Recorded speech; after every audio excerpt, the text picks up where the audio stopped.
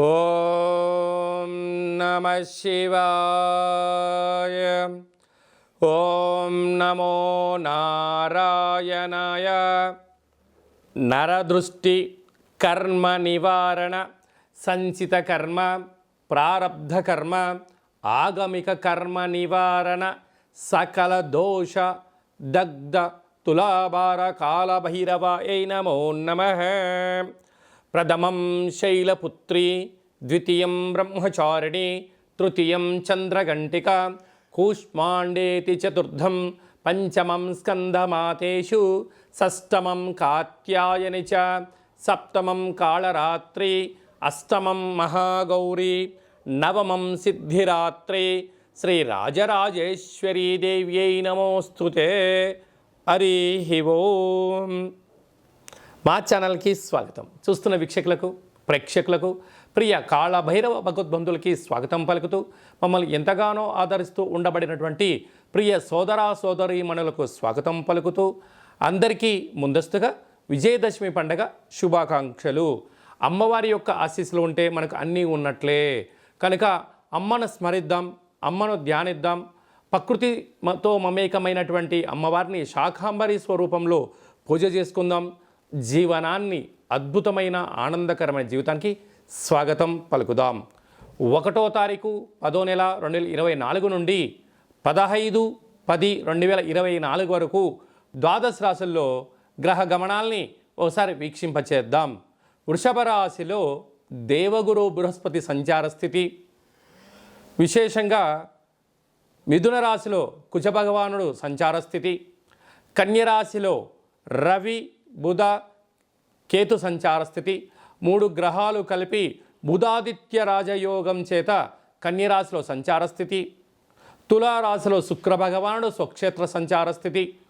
కుంభరాశిలో శని భగవానుడు స్వక్షేత్ర తిరోగమన సంచార స్థితి. మీనరాశిలో రాహు సంచార స్థితితో ద్వాదశ రాశుల్లో గ్రహ గమనాలు ఈ విధంగా ఉన్నాయి. తులారాశి వారు మహాలయాల అమావాస్య సందర్భంగా ఎలాంటి విధి విధానాలు పాటించాలి, గతించిన పెద్దవారి యొక్క ఆశీస్సులు పొందడం వలన ఎలాంటి ఉపయోగాలు ఫలితాలు ఉంటాయో ఈ వీడియోలో సవివరంగా సంపూర్ణంగా తెలుసుకుందాం.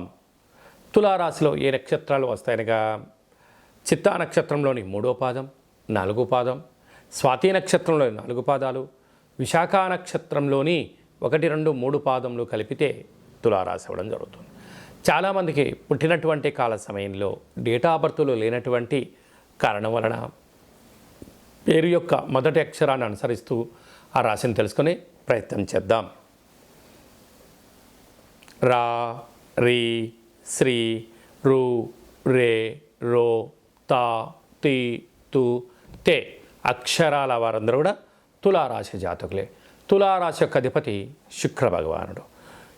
ఈ యొక్క మహాలయాల అమావాస్య బుధవారం అవ్వడం, ఉత్తరాహస్త నక్షత్రం రోజు కలిసి రావడం వలన, ఈ రాశాధిపతి శుక్రుడు అవ్వడం వలన గతించినటువంటి వారికి గారెలను ఏర్పాటు చేయడం, లేకుంటే మినపవడలను ఏర్పాటు చేసుకోవడం, తెలుపు ధాన్యాన్ని ఏర్పాటు చేసి వస్త్రాలను దానం చేయడం, పక్షులకు కానీ అంటే కాకులకు కానీ, జలజీవరాశులకు చేపలకు కానీ, అలాగనే పక్షులకు కానీ నవధాన్యాలను చల్లడం వలన, లేకుంటే తెల్లటి బియ్యాన్ని కానీ జొన్నలను కానీ చల్లడం వలన వారు ఆ రూపంలో ఆ పదార్థాన్ని స్వీకరించి వీరికి శ్రీరామ రక్షగా వారు ఏదైతే అనుకుంటారో ధనకనక వస్తు వాహనాలను సిద్ధించును కాక, ఆ చంద్రార్క వంశాభివృద్ధి కలుగునుగాక అని చెప్పి ఆశీర్వదించడం వలన తులారాశి వారు నిత్యం ఆనందభరితంగా జీవితం ఆస్వాదించడానికి ఎన్నో అవకాశాలు ఉన్నాయని చెప్పి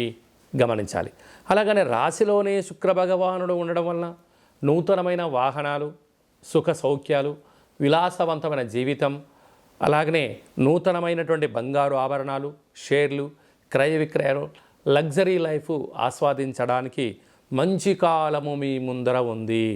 అది ఏ కాకుండా పంచమ స్థానంలో శని భగవానుడు ఉండడం వలన శీఘ్రమేవ వివాహం, సంతాన యోగం, పిల్లల యొక్క చదువులు, పిల్లల యొక్క వృద్ధి, పిల్లలకు స్థిరచరాస్తులను ఏర్పాటు చేయాలనేటువంటి విజయం, మీ చిరకాల కోరిక నెరవేరబోతుంది.